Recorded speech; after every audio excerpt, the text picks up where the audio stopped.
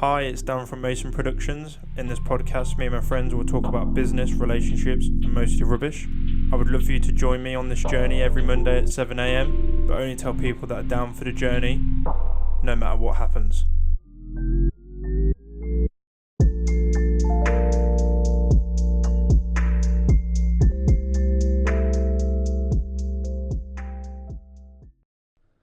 Hi guys, it's Dan from Mason Productions, and we are back for another week's episode. Oh, so I'm not allowed to introduce myself now? Yeah, I was just coming over to you now.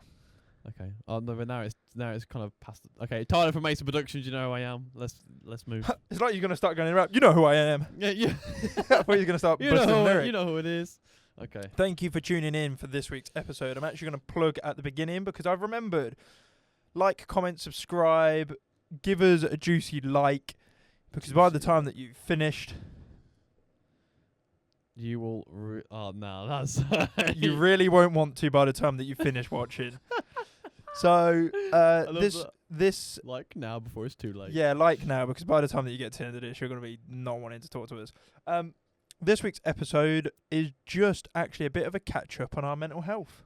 Forgot to check the audio again. It's fine. I listened to it in between. Not just then, the time before. It's okay. Okay, right, that's all good. It's all right. Yes. We are going to talk about mental health. Just an update. It's mental health checkup. Not just on us, but on you guys. On you guys, yeah. It's a checkup. We said that we was going to do this. Yeah. We're checking up. Tyler, do you want to kick off, or would you like me to kick off? I can kick off. Sure. Me, mentally, I'm doing all right, actually. You're doing better. I'm doing better, yeah. A lot better than the last 6 months, I would say. Well, let's say between 6 and 8 months, this is the best that you've been for a while. Mentally, I'm coping better. I've put things in place that helping me cope with certain things a lot better than I thought. I don't know why my voice just broke then. I heard that. Do you want to? Do you want to touch on that, or you don't have to? If it's something that's private, then you don't have to talk about it. I think for this podcast, I'll leave my private life out. I'll put some, but little things like because you guys, as you guys may know, I work a long ass shifts. You work 12 hours, which don't help. I work 12-hour shifts, and then I have to come home and cook my meals because I, as we said before in the fitness one, I'm trying to hit certain goals for calorie intake and protein intake and different type of nutrition. You know, focusing on that to make sure I'm performing at my best, not just at work but in the gym. But yeah, so it is a bit of a struggle especially when it comes to art as well. We spoke about with the artist block, and one thing we didn't really touch on was our own experience with artist block, because me and Dan have both recently had experiences where we felt kind of low, it's been hard to discipline ourselves to get things done because things have gone left, right, up and down kind of thing. But yeah, for me, I just found it really the time to get things done. Like even when I had time to edit, I wasn't making much progression. I was to put it bluntly, I was forcing myself a little bit to make progress on edits, which then was a bit counterintuitive, and I wasn't really making as much progress. I'd had to delete stuff, do it again, especially. So from a less work point of view, yeah, you're like that. We won't go into too much of your personal life. That's for another time, or for maybe never. But maybe later on, yeah. I think it's been a challenging few weeks and months for Tyler. Mm-hmm. And I think maybe in the last few weeks, you've maybe realised some things weren't right. Yeah. You realised that you were not being the best version of yourself. No, absolutely. And I think you, like what you've said, you've now transcended into my truth. He's a fucking Sigma male, baby. True. No, that was cringe. No, absolutely. I've been trying to do a lot of self-reflection, which is one thing me and Dan value a lot. Yeah, I do value a lot of self-reflection, and I always and like accountability. Yeah, absolutely. I sat and pondered a lot of different things and what I could be doing, and I felt a lot. I felt kind of extinguished. I felt a bit low, and I felt a bit. I don't know. And it got to the point where my personal opinion of things, I just didn't want to sit and feel sorry for myself anymore. I didn't want to. I'm also not the. I'm really good at advice and help, but I'm also not the greatest person. Sometimes that when somebody's got a problem and I know what the answer is, and the person isn't taking the advice, sometimes I'm not the greatest person. Once I've provided the advice and somebody's not, like, I'm trying to be vague without. Do you know what I mean? Yeah, I'd say your issue is, you're very good at providing a logical response, which I think as males we do more than anything else. But when it comes to like empathetic or just being that listening shoulder, you find it hard to sit and listen without having to step in and go, well, why do you do this? Yeah. Which I've been the same in certain situations, but I'm trying to get a hold of that, because sometimes it fixes the problem to do nothing, but just sit, listen, sometimes and be that person. And actually, I've started doing it with people at work. Yeah. I say to them, "Is this a conversation for me to fix something, or is this a conversation for me to sit and listen?" And it sounds really childish that I can't distinguish. No, but it is they'll hard go, sometimes. "Dan, I just want you to sit here and listen. I don't want you to say anything." And I go, "Okay, cool." Sometimes I find it really difficult, but I sit there. And then sometimes they're like, "No, I want you to wade in with your opinions." Yeah. And I think, and I'm going to definitely do this with you, is basically be like, right, you're going to bitch and moan. Do you want me to provide solutions, or do you want me just to sit here and be quiet and let you rant about something? And then once you've ranted about it, if you want my opinion afterwards, then I'll give it. Yeah. In a maybe, but my issue is that I, going to get soppy here, I really care about Tyler. And I do love him like a brother. So therefore, when Tyler is upset, I get on the defensive and want to help. Yeah. And I want to, well, you should just be doing this then, because that's going to help. As sometimes, like, you just want me to just sit there and go, yeah, okay, yeah, that is a situation. Yeah. It's like, and like, for example, from Sarah's point of view, like, she's got no attachment to you other than that you're my friend. Oh, I think more so now. More now. It's changed but do you know what I mean? Yeah. Sarah says it in a less harsh way than what I do. The difference is Sarah is very empathetic person, or more so, she can express it more so than you are. And I think when she hears, because I could understand it. Now, if you saw the way Dan explains things to me from a third point, you'd be like, Dan, why the fuck are you being a dick? That's what it looks like. And that's what Sarah always sees. But like, she's like, what? You being really harsh. And he is. He's harsh. He could be blunt. And sometimes it's annoying, but I've known him for that long. I know that's how he deals. That's his way of going, I want to protect you. This is what you should do.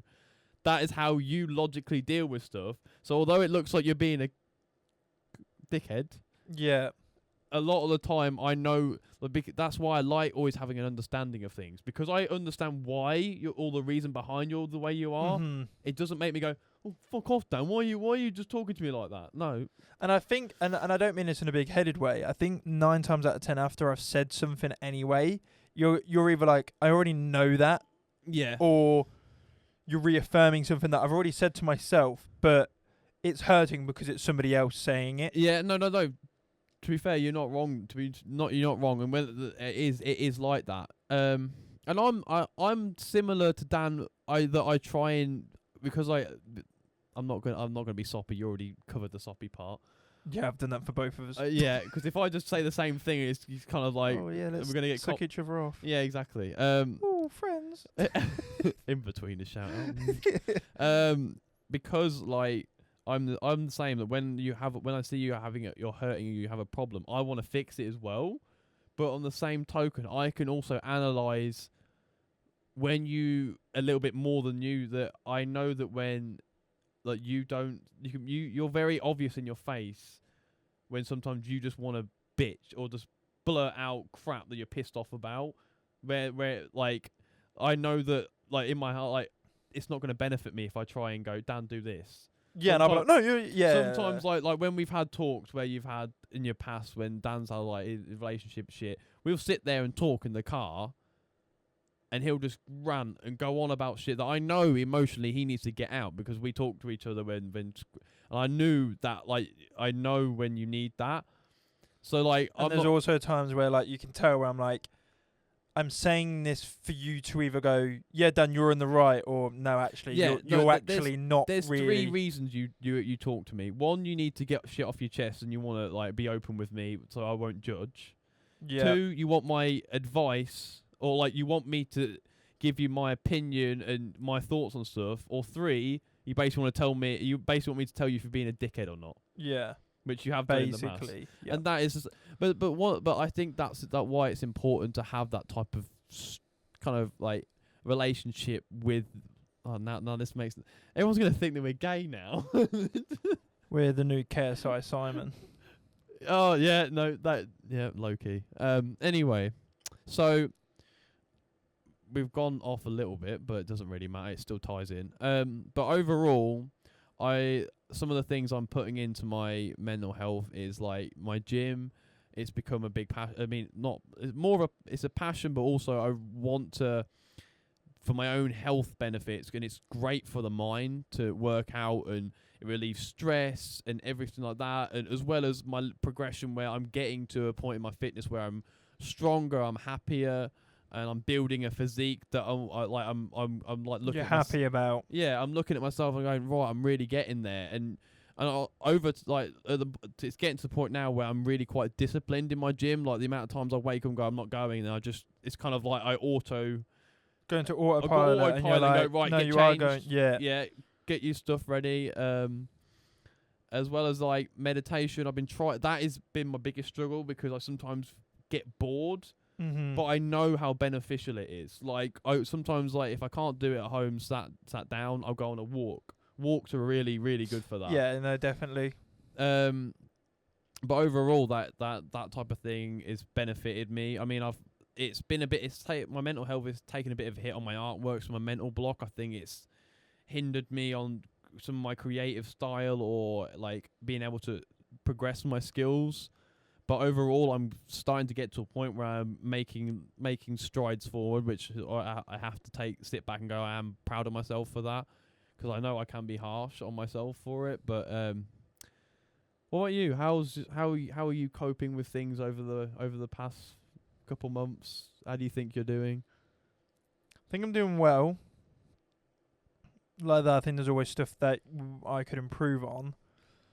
I've got better at sort of not bottling stuff up, snapping at people. Mm-hmm. I've tried to actively sort of, get past that.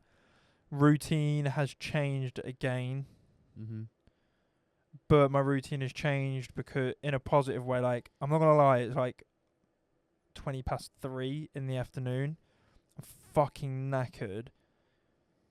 One, I do this every year. I don't take any holiday for the first 4 months. Yeah. I try to get to April without taking any holiday. But you don't realise how mentally burning out that is, where you literally have Friday evening, Saturday, Sunday, back to work Monday. Yeah. And having no holiday from December all the way until April. And some people are, oh yeah, well I'd try to do mine until... I'm just letting you know that this is how I feel. Absolutely. So I've got a week off now. It's a little bit busy than what I would like it to be. Mm-hmm.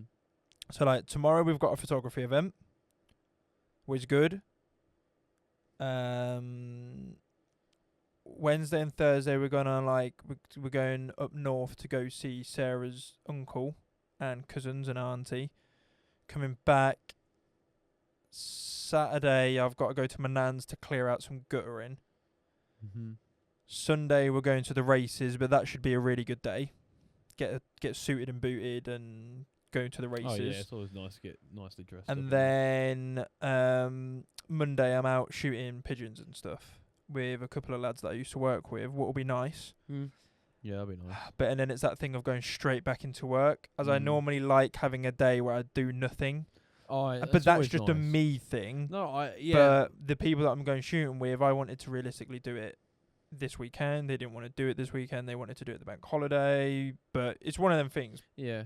But I'm good. I'm not struggling with anything. Went for a little bit of a lull early January where I just doubted everything that we was doing at Mason Productions. Yeah. I thought that we were never going to get booked for photography events again. I don't know why, because December was a really successful month for us. Just for some reason in January, I don't know if it was that January blues, like Christmas, we got engaged and everything, so everything was high, then straight back to normal. I just got a bit worried that Mason Productions wasn't going to be successful. But then, as I did on my update, on what we did on the update podcast, we know that we're already busier and better than what we were last year. Yeah, absolutely. So we've come leaps and bounds from what we used to be like. Yeah, but no, I don't get me wrong, I still have days where I'm, as we say, grizzly, days that I'm thinking, but I identify them and I tell people. Yeah, no, that is good to be open about it, and I think it's normal to have those types of days. No one goes 100% going, everything's gonna be fine. Blah blah. Everyone has their dark days. Everyone has their shitty ones. We was meant to go out for a meal with some work friends yesterday.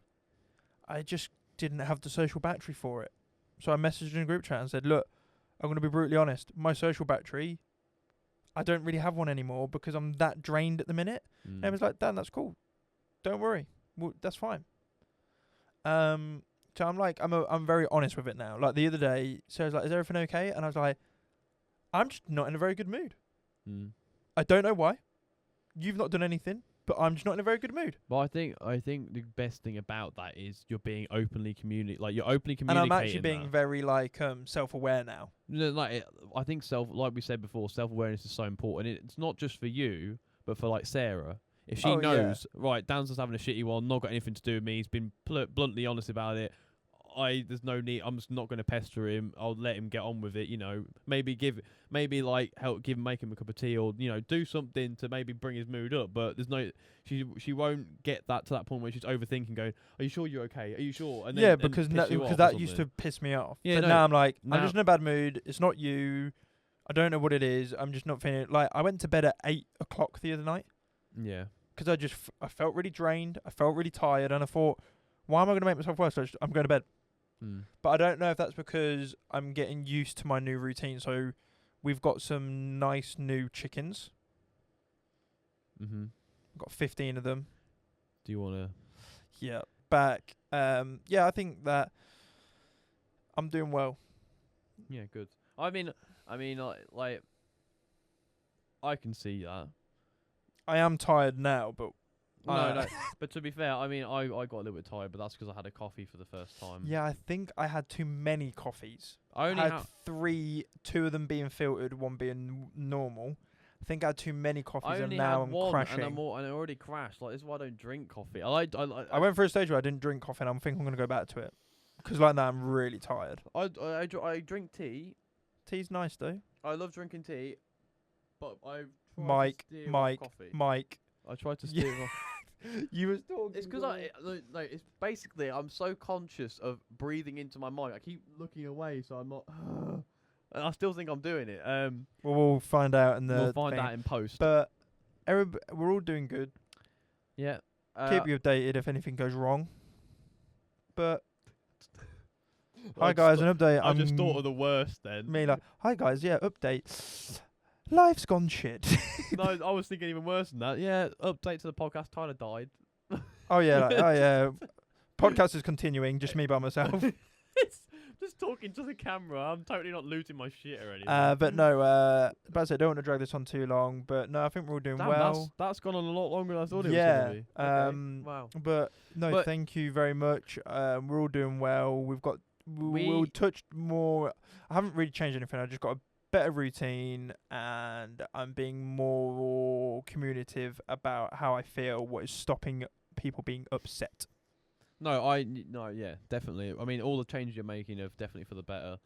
You guys, If you ever need to reach out, just put like any or comment or any type of thing. If you're feeling low, anxious, angry, or just let us upset. know that when we talk like this, it might help you guys. Oh, absolutely. We'd love to know if this feedback, checking up, giving you guys a check up on ourselves is giving you any relatable feelings. If you feel, you can tell Dan is tired. Look at his head. He's literally slumped over to the side like this. Let me sleep.